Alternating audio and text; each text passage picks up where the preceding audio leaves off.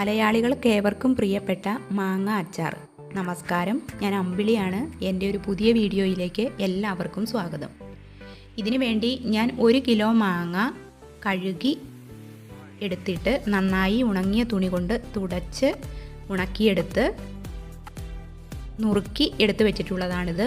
ഇതിലേക്ക് കല്ലുപ്പാണ് ചേർത്ത് കൊടുക്കുന്നത്. തീരെ ചെറിയ കഷ്ണങ്ങളുമല്ല, എന്നാൽ വലിയ കഷ്ണങ്ങളുമല്ല, ഒരു ഇടത്തരം കഷ്ണങ്ങളാക്കിയാണ് മാങ്ങ നുറുക്കിയിരിക്കുന്നത്.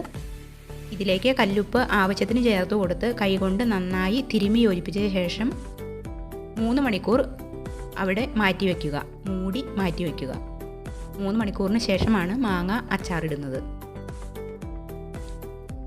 ഇനി ഞാൻ ഇതിന് ഉപയോഗിച്ചിരിക്കുന്നത് ഒരു 8 അല്ലി വെളുത്തുള്ളി കീറി എടുത്തിട്ടുള്ളതാണ്.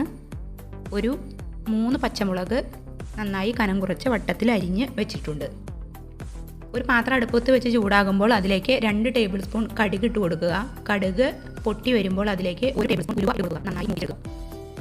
എണ്ണയൊന്നും നമ്മൾ ഇതിലേക്ക് ഉപയോഗിക്കില്ല. വെറുതെ കടുകും ഉലുവയും കൂടി വറുത്തെടുക്കുന്നതാണ്. ഉലുവ നന്നായി ബ്രൗൺ നിറമായി വരണം. ഉലുവ ഇവിടെ ബ്രൗൺ നിറമായി വന്നിരിക്കുകയാണ്. ഞാൻ സ്റ്റൗ ഓഫ് ചെയ്തു. ഇനി ഇത് പൊടിച്ച് ഒരു പാത്രത്തിൽ അവിടെ മാറ്റി വയ്ക്കുക.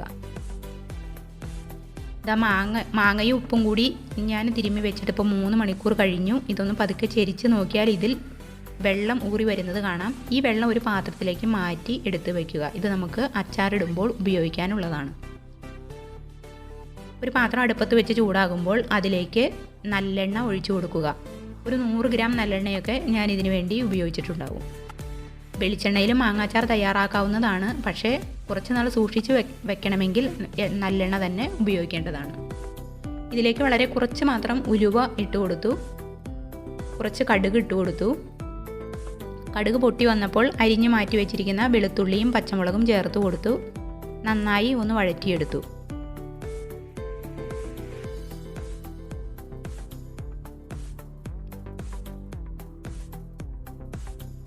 ഇനി ഞാൻ സ്റ്റൗ ഓഫ് ചെയ്തു. ഇനി ഇതിലേക്ക് വളരെ കുറച്ച് മാത്രം മഞ്ഞൾപ്പൊടി ചേർത്ത് കൊടുത്തു. അതിനുശേഷം ഇതിലേക്ക് മുളക് പൊടിയാണ് ചേർത്ത് കൊടുത്തത്. 3 ടേബിൾ സ്പൂൺ എരിവുള്ള മുളക് പൊടിയും 2 ടേബിൾ സ്പൂൺ കാശ്മീരി മുളക് പൊടിയും ഞാൻ ഈ അച്ചാറിലേക്ക് വേണ്ടി ഉപയോഗിച്ചിട്ടുണ്ട്. അത് ചേർത്ത് കൊടുത്ത് നന്നായി ഇളക്കി കൊടുക്കുക. സ്റ്റൗ കത്തുന്നില്ല. ഈ എണ്ണയുടെ ചൂട് കൊണ്ടാണ് ഇതിങ്ങനെ തിളയ്ക്കുന്നത്. ഇനി ഇതിലേക്ക് ആവശ്യത്തിന് കറിവേപ്പില ചേർത്ത് കൊടുത്തു.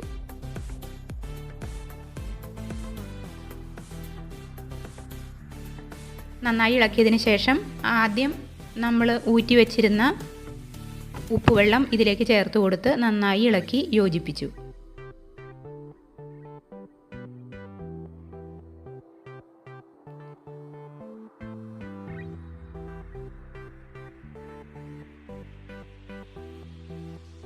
അതിനുശേഷം ഇതിലേക്ക് 1/4 കപ്പ് വിനാഗിരി ഒഴിച്ചു കൊടുത്തു.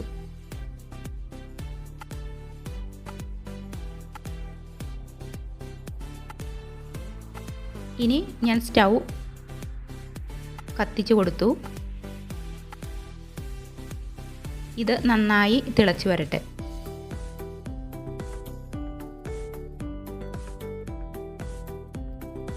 ഇവിടെ ഇത് നന്നായി തിളച്ച് എണ്ണയൊക്കെ തെളിഞ്ഞ് വന്നിരിക്കുകയാണ്.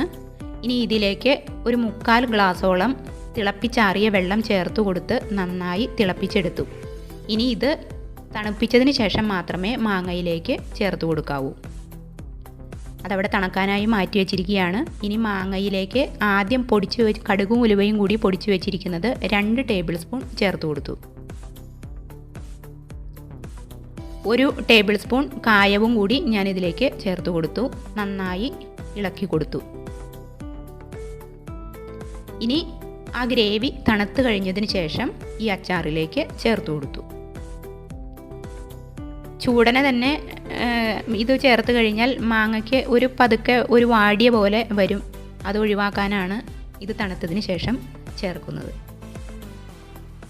ഒരു ഡ്രൈ ആയിട്ടുള്ള സ്പൂൺ കൊണ്ട് നന്നായി ഇളക്കി യോജിപ്പിച്ചെടുക്കുക. നമ്മൾ അച്ചാറിടാനും പകർത്തി വയ്ക്കാനും ഒക്കെ ഉപയോഗിക്കുന്ന പാത്രങ്ങൾ നന്നായി ഉണങ്ങിയവയായിരിക്കണം. ഒരിക്കലും വെള്ളമയമുള്ള ഒരു പാത്രമോ സ്പൂണോ ഒന്നും അച്ചാറിന് വേണ്ടി ഉപയോഗിക്കരുത്.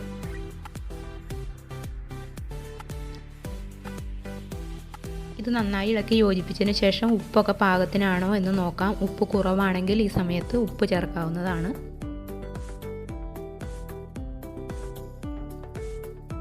ഞാൻ ആവശ്യത്തിന് കുറച്ചുകൂടി ഉപ്പ് ചേർത്ത് നന്നായി ഇളക്കി യോജിപ്പിച്ച് വെച്ചു.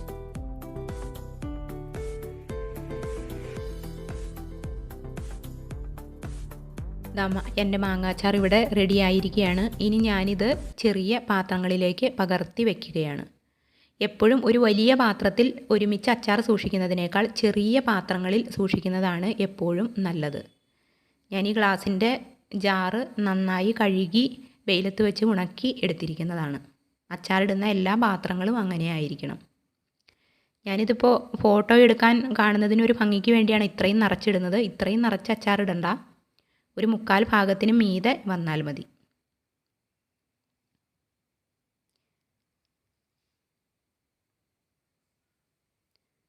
ഇത് പൂക്കാതെ ഒരു എണ്ണ നനച്ച വൃത്തിയുള്ള വെള്ളത്തുണി ഇതിന് മുകളിൽ ഇട്ട് കൊടുത്താൽ നല്ലതാണ്. അങ്ങനെ ആവശ്യമുള്ളവർക്ക് അങ്ങനെ ചെയ്യാം. എൻ്റെ റെസിപ്പി എല്ലാവർക്കും ഇഷ്ടപ്പെട്ടെന്ന് കരുതുന്നു. താങ്ക്